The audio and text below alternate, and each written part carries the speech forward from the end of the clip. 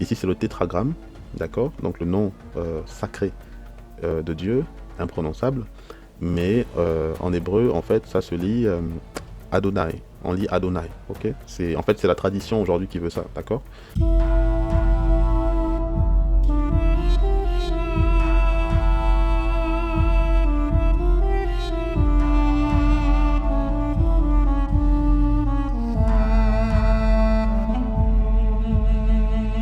Shalom et bienvenue. Donc là, nous sommes à notre deuxième vidéo de la 5e leçon. L'objectif ici, c'est encore de pratiquer. La dernière fois, nous avons appris quelques mots bibliques, quelques mots qu'on retrouve dans la Bible. On a aussi eu la joie de lire 3 versets en hébreu. En tout cas, félicitations à vous qui vous êtes prêtés à l'exercice. Je suis persuadé que vous avez appris plein de choses. Le fait de lire les versets dans leur langue originelle, vous voyez que le sens peut des fois être beaucoup plus enrichi. Et donc aujourd'hui, on va se prêter au même exercice. Donc le même principe, on va lire quelques mots. Ensuite, on va lire 3 versets. Et donc voilà, donc sans plus tarder, voici la liste des mots que je vous propose pour les versets qu'on lira aujourd'hui. Alors, comme on l'a dit, ici, le but, c'est d'enrichir votre vocabulaire. Donc enrichir les mots, en fait, pour que lorsque vous puissiez lire la Bible dans l'hébreu, vous puissiez reconnaître les mots. D'accord? Et pareil, comme au précédent cours, ici on va donc lire les mots, on va essayer de reconnaître la structure, et le but c'est de pouvoir reconnaître certains de ces mots dans les versets que nous allons lire, ok? Il n'y aura pas forcément tous les mots, mais bon, voilà, si vous avez un peu de chance, peut-être que tous les mots viendront, et sinon voilà, il y a quelques mots juste qu'on verra dans les versets en pratique, d'accord? Donc, sans plus tarder, voici le premier mot qu'on retrouve dans la Bible. Donc ici, c'est le mot ish. Ish. Nous avons la lettre Aleph, nous avons le son I ici. Donc ça, c'est un I un peu prolongé, comme on l'a vu dans les voyelles. Donc c'est un I, c'est pas un I court, c'est un I un peu long, d'accord? Et là, nous avons la lettre Shin, donc ça se dit ish. Donc ish signifie homme. Ça peut aussi être traduit en fonction des contextes par mari, ou par individu, ou par une personne, ok? Mais une personne, bien entendu, masculine. Ensuite, nous avons son opposé, ou du moins son complément, ok, qui est Isha. Donc là, nous avons le Aleph, le I, nous avons la lettre Shin. Donc vous voyez que là, on retrouve le son Ish, mais on a le A, d'accord? Isha, ok. Isha veut dire femme. Ça peut aussi des fois être traduit par épouse ou par femelle, ok, au sens humain du terme, d'accord. Ensuite, nous avons le mot Adam. Alors, c'est vrai qu'en français, souvent, beaucoup dans la francophonie ont souvent pris l'habitude de dire Adam, ok, pour désigner le premier être humain, mais dans l'hébreu, c'est Adam, Adam, pas Adam, mais Adam, ok. Là, nous avons, d'ailleurs, en lisant l'hébreu, vous vous rendez très vite compte que à la fin du mot, c'est un M, donc ça se dit Adam. On a la lettre Aleph, on a le son A, on a le Dalet, on a le A, et nous avons la lettre Mem, ok. Et ça signifie homme, humanité aussi. Il y a des versets dans la Bible où Adam, au-delà du premier homme que Dieu a créé, il y a des versets où Adam signifie aussi l'humanité, ok, de manière générale, ou l'être humain, ok, indépendamment qu'il soit un homme ou une femme. Il y a des cas de figure où Adam, c'est juste l'être humain tout court, ok. Mais voilà, dans beaucoup d'autres endroits, vraiment, c'est l'homme, ok. Ensuite, nous avons le mot Adama, et vous voyez que Adama et Adam, ça a la même racine. Là, on a lu en haut Adam, mais ici nous lisons Adama, donc on retrouve le Aleph avec le A, on retrouve le Dalet avec le A, on retrouve le Mem avec le A. C'est vrai que le Mem, c'est pas la même forme, mais c'est la même lettre. Comme vous le savez, il y a des lettres en hébreu. Lorsque ces lettres se retrouvent en fin de mot, ça change de forme, mais ça reste le même son, ça reste la même lettre, d'accord? Et donc, ici, nous avons exactement les mêmes lettres que dans Adam pour désigner le mot sol, terre, terrain. Et vous comprenez mieux pourquoi, quand on lit la Genèse, la Bible nous dit que Dieu a créé l'être humain de la poussière du sol. Ok? Et c'est d'ailleurs pourquoi, quand on lit dans la Genèse, Dieu va dire à Adam que car tu es poussière et tu retourneras à la poussière. Tu retourneras au sol en fait. Donc, voilà, quand il a péché, malheureusement, la triste condition humaine aujourd'hui que nous avons hérité de Adam, nous sommes tous appelés à mourir, ok. Et après, bien entendu, Voilà, la Bible nous parle aussi des bonnes nouvelles, la bonne nouvelle du fait que Dieu a créé un moyen par lequel aujourd'hui nous pouvons avoir la vie éternelle, et c'est pas l'objet de ce cours, d'accord. Donc ici, nous avons Adam, qui veut dire le sol, la terre, ça peut aussi désigner terrain, ok. Là, nous avons le mot kol, kol. Donc on a la lettre kof, nous avons le son O ici, d'accord. Nous avons la lettre lamed, donc ça veut dire, ça signifie la voix, ou appel, ou un son, ou un bruit, d'accord. Il y a aussi une forme verbale de ce mot qui désigne appeler, etc., d'accord. Donc là, nous avons kol qui veut dire voix, appel, son, bruit, etc. Ensuite, nous avons le mot et. Donc là, nous avons la lettre aïn, nous avons le son et, donc le tsere, vous vous souvenez de tsere.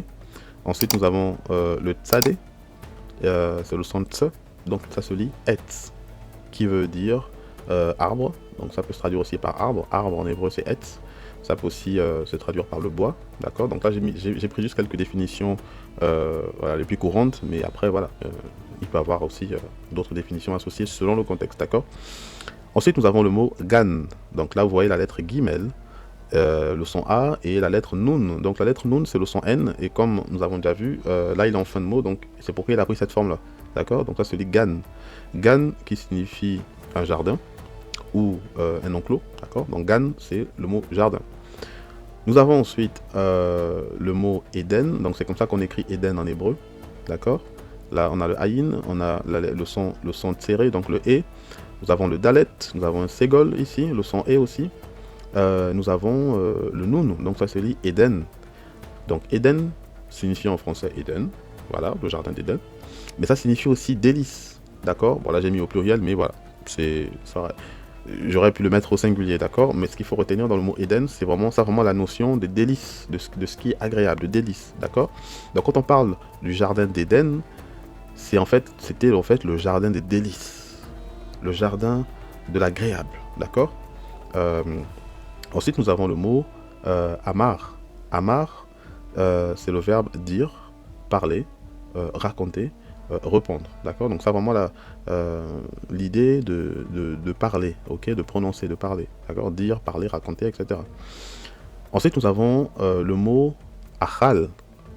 Alors, ici, nous avons la lettre Aleph. Nous avons un kamat, ici, donc c'est le son A. Nous avons un patar, c'est aussi le son A. Nous avons la lettre Kaf, mais vu qu'on n'a pas de dagesh, donc c'est la lettre Khaf, et nous avons le Lamed. Donc ça se lit Achal, qui veut dire manger, consommer, dévorer. D'accord. Ensuite, nous avons le mot Tov. Donc là, nous avons la lettre Tet, c'est le son T. Nous avons le son O. Nous avons la lettre Vet. Ok. Tov, c'est pour désigner tout ce qui est bon, agréable, souhaitable, approprié, etc. etc. D'accord. Maintenant, j'espère que vous avez lu et mémorisé un peu la structure de certains mots, parce qu'on va les retrouver dans les versets que nous allons lire. Donc voici le premier verset que nous lisons. Donc c'est le verset qui se trouve dans Genèse chapitre 2 au verset 8. Donc c'est un verset que nous connaissons très bien. Hein.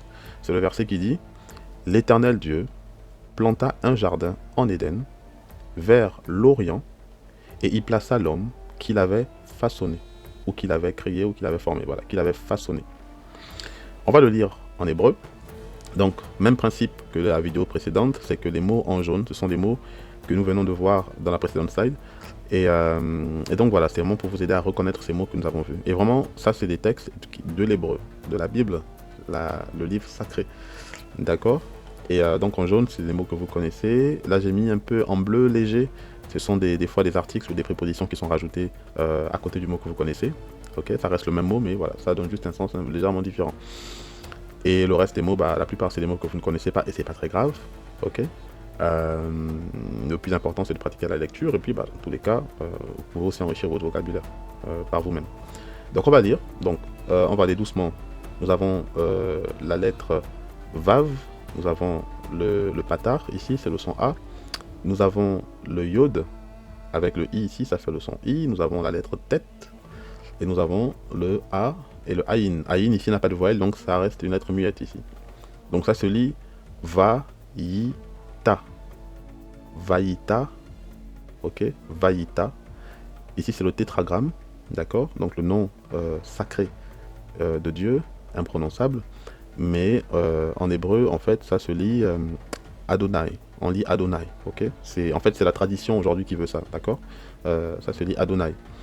Petite parenthèse, des fois vous entendrez les Hébreux ou les Juifs dire Hachem, ok? Ça c'est plus quand ils vont parler entre eux, ou bien voilà, dans le langage courant souvent, vous entendez souvent parler de Hachem.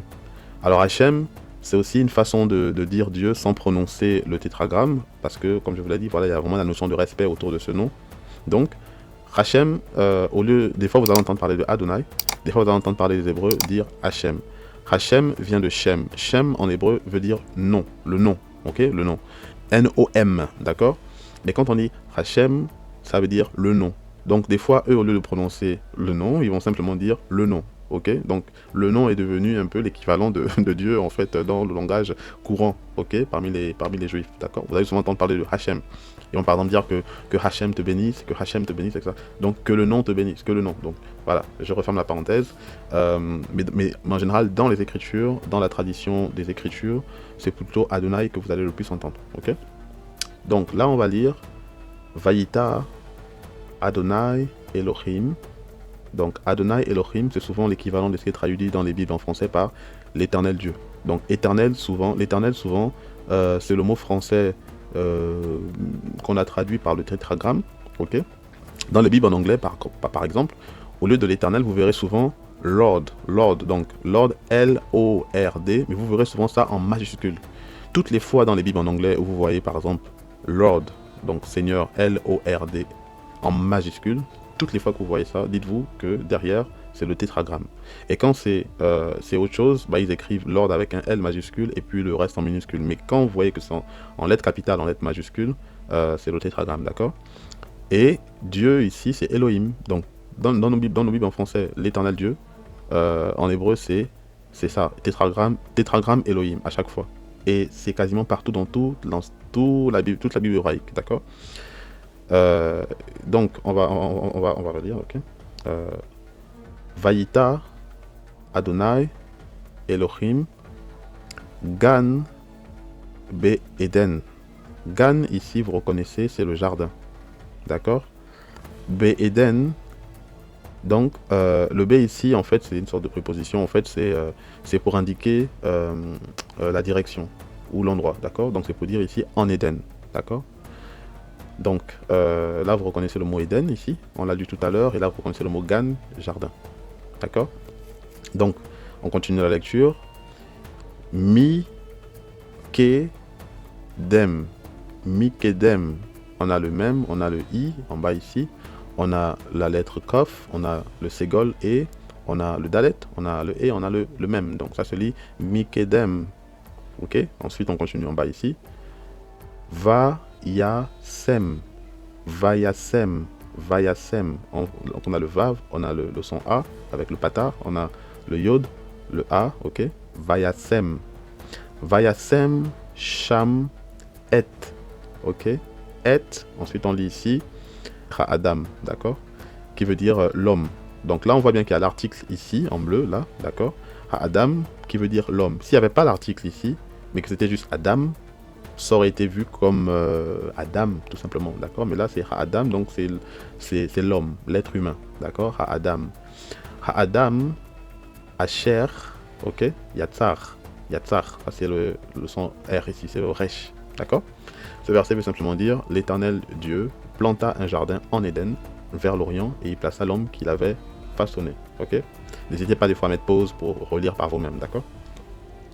Ensuite, nous allons lire le verset suivant, donc c'est Genèse au chapitre 3, au verset 6. Donc ici, c'est un bout de verset que j'ai pris. Donc c'est le verset qui dit « La femme vit que l'arbre était bon à manger, qu'il était désirable à la vue et qu'il était agréable. » D'accord? Et donc, les mots en jaune, pareil, ce sont des mots que vous connaissez. Là où j'ai mis en bleu clair, en fait, ce sont des choses qui se rajoutent un peu au verset, mais voilà, ça n'enlève en rien le mot en fait que vous connaissez. C'est que ça vient légèrement modifier un peu le sens. Ok? Donc là, ça se lit va. Donc on a le va ici, on a le pata, donc ça se lit va terre Vatere, ok. Haïcha, Haïcha, Aïcha. Donc ici c'est l'article pour dire la femme, ok. La femme. On a Isha en jaune ici. Isha qui veut dire femme. Haïcha, c'est pour dire la femme, d'accord. Aïcha, qui ici, bon, c'est pas le but parce que vous ne connaissez pas ce mot, mais c'est pour dire car ou parce que, d'accord. Qui, tov, tov ici, c'est ce qu'on a vu au début, c'est pour dire le mot bon, d'accord, bon. Ha, et ici c'est l'arbre, enfin c'est arbre, mais avec l'article ici, ha et, ça fait l'arbre, ok. Ensuite nous avons lema, lemachal, donc achal, on a vu au début que c'était le verbe manger, se nourrir, d'accord. Lemachal, d'accord. Donc ensuite on lit, bon, même si les mots, le reste vous ne connaissez pas, mais au moins ça vous aide à pratiquer la lecture. Veki ta va, donc je lis doucement, ok. Ta a va, donc le H ici ça ne se lit pas, parce qu'on a, c'est le H en fin de mot en général, il ne se lit pas. Donc ça se lit ta va ou, ok.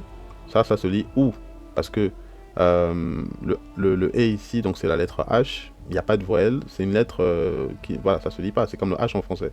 Là nous avons le son OU et nous avons le Aleph. Le Aleph c'est une lettre muette, donc ça ne se lit pas quand on n'a pas de voyelle. Donc, donc tout ce mot-là, les trois lettres, on lit OU, parce qu'on a la lettre Vav, on a le Uruk ici, d'accord. Ça se lit OU. Ensuite nous avons la et, ok, la et naïm. La et naïm, ok. Nous avons le lamed, le a, le aïn avec le e, donc ça c'est inséré. Le yod, ça fait un ei avec le y. Ei naïm, ok. Donc on lit la et naïm, ok. Ensuite dernier mot, ve ner mad, ok. Là nous avons le fameux Sheva ici. Vu que là la voyelle c'est une voyelle qui, enfin c'est une syllabe qui se ferme, donc le Sheva ne se lit pas, d'accord. Donc ça fait vener mad, ok. Donc c'est ce qui se lit. La femme vit que l'arbre était bon à manger, qu'il était agréable, qu'il était désirable à la vue et qu'il était agréable, d'accord. Ensuite le dernier verset. C'est un verset que nous connaissons tous, hein. C'est quand l'homme a péché et que le Seigneur s'approche de lui pour lui demander mais où es-tu, d'accord. Donc là les mots en jaune pareil sont des mots que vous connaissez, qu'on a vu en introduction. Donc on va lire ici Vaïk, Vaïkra. Donc ici on a le Sheva, d'accord. On a déjà vu le Sheva dans les précédents cours. On a dit que lorsque c'est une syllabe qui se ferme, le Sheva est silencieux. Quand le Sheva est silencieux, ça s'appelle un Sheva Nach, d'accord. Ça se lit Vaïk, Vaïkra. Ça vient du verbe kol, enfin ça vient du mot kol, qui signifie appeler, voilà. Donc là, ça veut en fait c'est la troisième personne pour dire que l'Éternel Dieu appela l'homme, d'accord. Vaïkra, Adonai, Elohim, ok. Vaïkra, Adonai, Elohim, El, Adam, El Aradam, ok, El Aradam. Ensuite nous avons Vayomer, parce qu'en fait on a le son O en fait, d'accord, le petit point O, d'accord. Au début on a vu que le mot Amar signifie dire, parler, etc. Et, ou répondre, en tout cas il y a vraiment la notion de parler, d'accord. Mais là vu que c'est s'accompagner avec ça et que vraiment c'est en action, donc ça se lit Vayomer, lo a ye ka, d'accord, a ye ka, ça c'est la lettre kaf, d'accord. Donc on va relire le verset en entier. Vayikra Adonai Elohim El Adam, ok. Vayomer lo a ye ka, d'accord. L'Éternel Dieu appela l'homme et lui dit où es-tu. ok? J'espère que ce cours vous a plu. En tout cas, vous voyez que c'est intéressant de pratiquer la lecture. Moi, je vous invite à le faire chez vous, à pratiquer, à lire d'autres versets aussi, ok? Et comme ça, vous allez vous familiariser avec les mots, la structure des mots, etc. et de pouvoir lire, ok? Donc sur ce, je vous dis donc à la prochaine et merci encore pour votre attention. Shalom.